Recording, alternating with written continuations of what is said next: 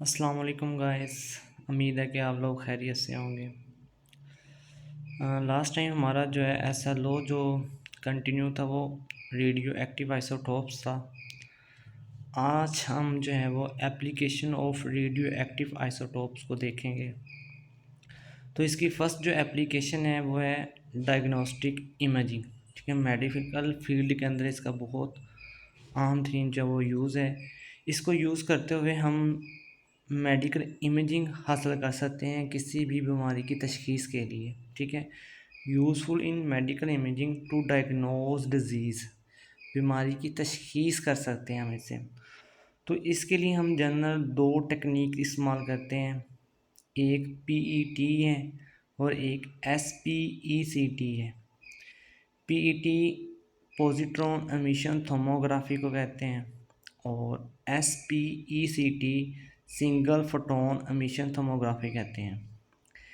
इन techniques में हम actually करते क्या हैं, हम ना एक रेडियो एक्टिव ट्रेसर लेते हैं। ठीक है, फ्लूइड लेते हैं, उसको किसी पेशेंट की बॉडी में इंजेक्ट करवा देते हैं। जब वो फ्लूइड जो है वो पेशेंट की बॉडी में एंटर होता है तो वो पॉजिट्रॉन इमिट करता है और बॉडी में मौजूद इलेक्ट्रॉन्स के साथ कोलाइड करता है और उसके नतीजे में रेडिएशन एमिट करता है, गैमा रेस। उन गैमा रेस को हम स्कैनर की मदद से डिटेक्ट करते हैं और वो जो स्कैनर है वो हमें उस पेशेंट की बॉडी का इमेज क्रिएट करवा के देता है। उस इमेज से हम बॉडी के तमाम जहाँ जहाँ हमें ज़रूरत होती है उनके फंक्शंस को हम या इंटरनल स्ट्रक्चर को जो है वो इजीली स्टडी कर सकते हैं। तो इसके लिए हम आर में टेक्नीटियम 99M जो है वो यूज़ किया जाता है और ये ब्रेन और लंग्स की जो बीमारी की तशख़ीस होती है उसका पता लगाने के लिए इस्तेमाल किया जाता है। मतलब हम बॉडी के किसी पार्ट के अंदर ये पता लगाना चाह रहे हैं कि बॉडी के किस हिस्से में बीमारी एग्जिस्ट करती है। ठीक है, जैसे कैंसर्स हो सकता है, तो उसका इमेज हासिल करने के लिए, उसको बॉडी के स्ट्रक्चर को स्टडी करने के लिए जो है हम रेडियो एक्टिव आइसोटोप्स को हैज़ ए डायग्नोस्टिक इमेज के तौर पे जो है वो इस्तेमाल करते हैं। ठीक है, तो दूसरी इसकी जो एप्लीकेशन है वो है आर्कोलॉजिकल एप्लीकेशन। आर्कोलॉजिकल एप्लीकेशन क्या होती है कि हम आज से हज़ारों साल पहले जो आसार कदीमा की चीज़ें होती हैं, स्पेशली वो जो ऑर्गेनिक मटेरियल्स के ऊपर मुश्तमिल हों, हम उनकी एज के बारे में फाइंड आउट कर सकते हैं कि वो आज से कितनी हज़ारों साल, कितने साल जो है वो पुरानी हैं। तो इस टेक्निक के लिए, इस चीज़ों की एज का पता लगाने के लिए जो हम मेथड यूज़ करते हैं वो है रेडियो कार्बन डेटिंग मेथड। इस मेथड को यूज़ करते हुए हम किसी भी हिस्टोरिकल ऑब्जेक्ट की एज फाइंड आउट कर सकते हैं, लेकिन वो जो हिस्टोरिकल ऑब्जेक्ट होगा वो एक ऑर्गेनिक मटेरियल हो। ठीक है, ऑर्गेनिक मटेरियल जो होते हैं उनके अंदर जो है वो मेन फंक्शन जो होता है वो कार्बन का होता है, इसलिए इसको हम कहते हैं रेडियो कार्बन डेटिंग। जैसे कोई रॉक हो सकती है, कोई बोन वगैरह जो है वो हो सकती है। इसके अलावा अदर जो भी चीज़ें जो ऑर्गेनिक मटीरियल्स के हिस्सा होंगी उनकी हम जो है वो एज फाइंड आउट कर सकते हैं। तो इसके लिए हम जो फार्मूला यूज़ करते हैं, वो जो फार्मूला है एज मालूम करने का, वो ये है कि -8033 natural log NF over NO।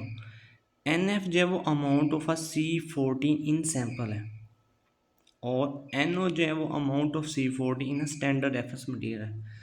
Actually इस टेक्निक में ना हमें जो मेन कंसर्न होता है ना वो C14 का होता है। मतलब हमने सैंपल में जिस सैंपल की हमने एज फाइंड आउट करनी ना, उसके अंदर हमने C14 की मिकदार जो होती है ना वो फाइंड आउट करनी होती है। एक्चुअली जो C14 होता है ना ये एक रेडियो एक्टिव मटीरियल है ये एटमॉस्फेयर के अंदर जो है वो डिफरेंट रिएक्शंस के नतीजे में बनता है। वो नाइट्रोजन की वजह से बन सकता है या गैमा रेडिएशन की वजह से, रिएक्शन की वजह से जो है बन सकता है। तो जितनी भी ऑर्गेनिक मटेरियल्स हैं वो क्या करते हैं, जैसे प्लांट्स हैं जनरली, वो C14 को यूज़ करते हैं फोटोसेंसिस के लिए। मतलब फोटोसेंसिस के अमल में C14 जो होती है वो यूज़ हो रही होती है।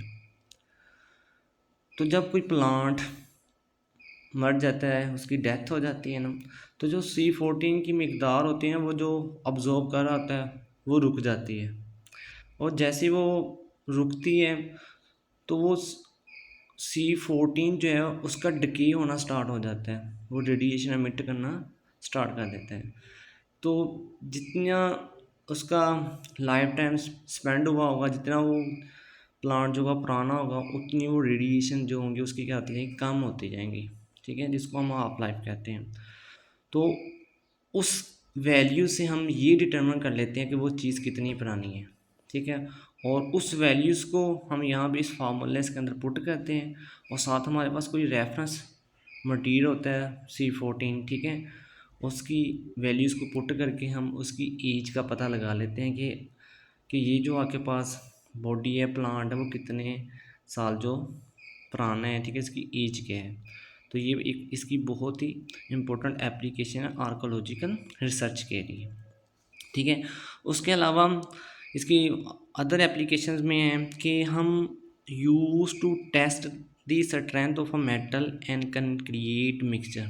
ठीक है, हम ये पता लगा सकते हैं कि जो आपके पास मेटल है या कंक्रीट का जो मिक्सचर है वो कितना मज़बूत है, उसका भी हम पता लगा सकते हैं। इसमें एक्चुअली करते क्या हैं, सपोज करें ये हमारे पास कोई मेटल है या कंक्रीट का कोई मिक्सचर है। हम ना इस जो मेटल है इसमें से रेडिएशन पास आउट करवाएंगे। ठीक है, गैमा रेडिएशन जो होती है, या तो हम कोबाल्ट 60 यूज़ कर सकते हैं या इरीडियम 192 यूज़ कर सकते हैं। जब ये रेडिएशन इस मिक्सचर में से या इस मेटल में से पास आउट होती है ना, तो वो जो आपके पास मेटल होती है या मिक्सचर होता है वो रेडिएशन को अब्जॉर्ब करता है। जहाँ पे उस मेटल की विड्थ जो होती है वो ज़्यादा होगी, यहाँ पे कंक्रीट मिक्सचर की जो विड्थ ज़्यादा होगी, वहाँ पे रेडिएशन जो होगी वो ज़्यादा अब्जॉर्ब होंगे। ठीक है, जहाँ पे उसकी विड्थ कम होगी वहाँ पे रेडिएशन क्या होगी, कम यूज़ होंगी, कम वो ऑब्जॉर्व करेगा। तो उस ऑब्जॉर्प्शन की बिना पे हम ये पता लगा लेते हैं कि वो मेटल जो होती है वो कितनी स्ट्रॉन्ग है, उसकी स्ट्रेंथ जो है वो कितनी है। नेक्स्ट वन जो है वो generate cheap nuclear power energy. हम इससे सस्ती बिजली बना सकते हैं। ठीक है, न्यूक्लियर पावर को एनर्जी को यूज़ करते हो। ठीक है, इसमें हम जो है वो सस्ती बिजली जनरेट करवा सकते हैं। ठीक है, इसके लिए यूरेनियम जो होता है वो यूज़ किया जाता है। हम कंट्रोल मेथड से बहुत सारी एनर्जी जो वो हासिल कर सकते हैं, और उसको एनर्जी से जो है वो हम इलेक्ट्रिसिटी जो पैदा कर सकते हैं। और लास्ट पे है to find the oil field. ठीक है, हम तेल की कुएँ की निशानी कर सकते हैं कि तेल का कुआँ कहाँ एग्जिस्ट करता है। तो उसके लिए हम यहाँ पे जहाँ हमने ऑयल की फाइंडिंग करनी होती है, मतलब जो कुआँ होते हैं वहाँ पे ना हम कोई ट्रेसर जो है वो छोड़ते हैं। ठीक है, उसके अंदर जैसे यहाँ पे हम स्केडियम 46, ठीक है, जनरली यूज़ कर सकते हैं। तो जैसे जैसे वो नीचे जाता है हम उसकी मूवमेंट को ट्रैक करते रहते हैं। ठीक है, और एक ऐसी पोजीशन आती है जहाँ पे मतलब ऑयल जो होता है उसकी हमें पता चल जाता है कि यहाँ पे ऑयल एग्जिस्ट करता है कि नहीं। तो वहाँ पे हम आइडेंटिफाई दी सब सरफेस फ्लूइड फ्लो पैटर्न। उस फ्लो पैटर्न को यूज़ करते हुए हमें पता चल जाता है कि आया कि जो आपके पास ऑयल जो है वो यहाँ पे इस ज़ेरे ज़मीन एग्जिस्ट करता है कि नहीं करता। ये भी इसकी जो है वो इम्पोर्टेंट जो है वो एप्लीकेशन है। उसके अलावा आइसोटोप्स को कैंसर के ट्रीटमेंट के लिए इस्तेमाल किया जाता है। थायराइड गॉइटर की इलाज के लिए जो हम इस्तेमाल कर सकते हैं। ठीक है, उम्मीद है कि आप लोगों को इसकी समझ आ गई होगी। नेक्स्ट के लिए अल्लाह हाफिज़।